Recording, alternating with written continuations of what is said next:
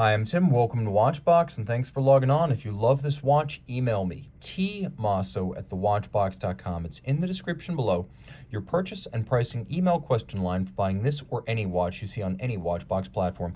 Email me directly for pricing, tmosso@thewatchbox.com.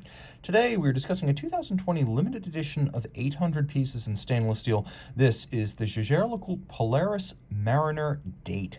The Mariner Date has a lovely E870 inspired gradient blue dial, ecru off-white lume, 200-meter water resistance, and a universally wearable sports watch size of 42 millimeters in diameter, 13.1 millimeters thick, 48.7 millimeters from lug tip to lug tip, and 21 millimeters between the lugs.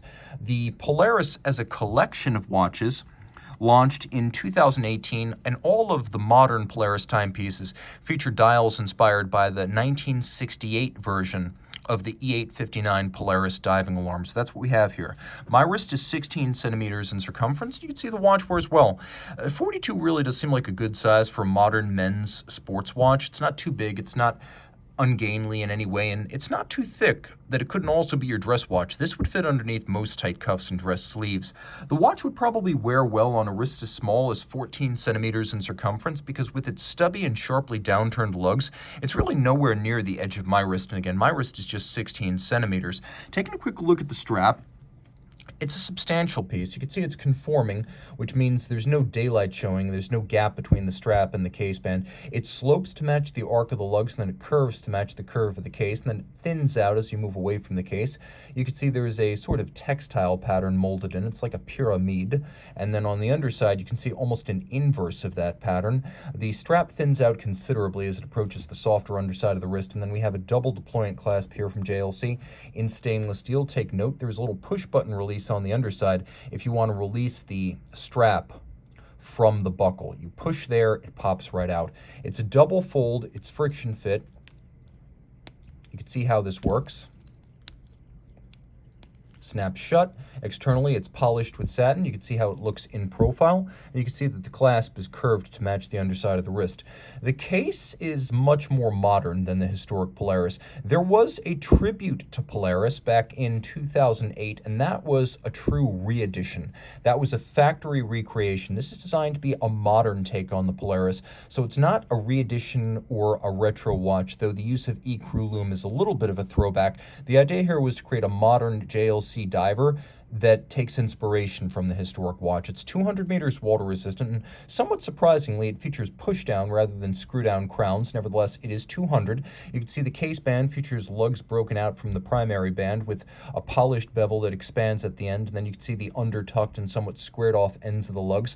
There's a narrow polished bezel, and you can see it's slightly stepped in from the case band, and then it has a shallow conical portion abutting the dramatically cambered sapphire that's designed to look in profile like the thick plexiglass of the original Polaris. The dial has an externally controllable bidirectional rotating timing bezel. This is a feature that would have been included on the 1960s Polaris model, starting with the first in 1965, and it was part of the super compressor case made by Erwin Piquerez, which was a Swiss company that built a internal rotating bezel dive style case for probably upwards of 10 different companies, including, among others, Longines, Vulcain, IWC, JLC. There were many. Of course, JLC would have featured 3 crowns, as the Vulcain would have, for its Memovox complication in the 60s. This watch does not feature an alarm complication. It is a simple 3-hand and date, and it's a little bit thinner for it, but you do still get that externally controllable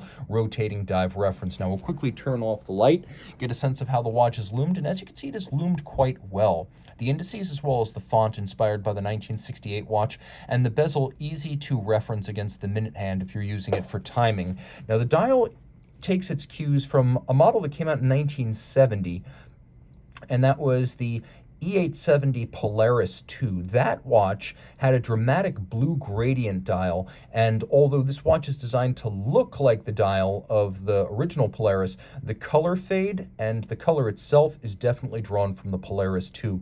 Now you can see that the numerals as well as the indices are applique, and you can see that there is a little scale at center that is designed to help you read the minutes and seconds, but it also provides a little bit of an echo of the alarm setting disc that would have been at the center of the original Polaris and Polaris 2. The outer dial is matte finish. Then we have a grain on the inner dial. It has a sort of pebbly sandpaper-like texture.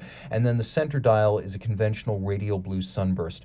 Flipping it over, there's not a whole lot to see. It partly echoes the design of the old watches, which would have featured the image of a vintage diving helmet. But here you can see that we have the 1,000 hours control. This movement does go through the 1,000 hours control, which is important to note. And it has the caliber 899 AB, which is a 70-hour power reserve, an upgrade from the old 899. It features a combination of hacking seconds and a quick set date mechanism, and you can see it as an instantaneous change. It snaps quickly at midnight. So you have that automatic winding with ceramic rotor bearings, unidirectional winding action, 70-hour power reserve, quick set date, hacking seconds, and the 32 joule movement, beats weight, 8 beats per second. So this is a very accomplished diving watch, and it also has that master 1,000 hours control, which is a fully cased up test of the watch, winding efficiency, power reserve, water resistance, shock resistance, and of course chronometry. Established in 1992, the 1,000 hours control was one of the first in-house tests that went above and beyond the bare movement timing test that the COSC uses for determining chronometer certificates. This watch has a lot to love. Reach out to Team Mosso at thewatchbox.com for purchase and pricing details.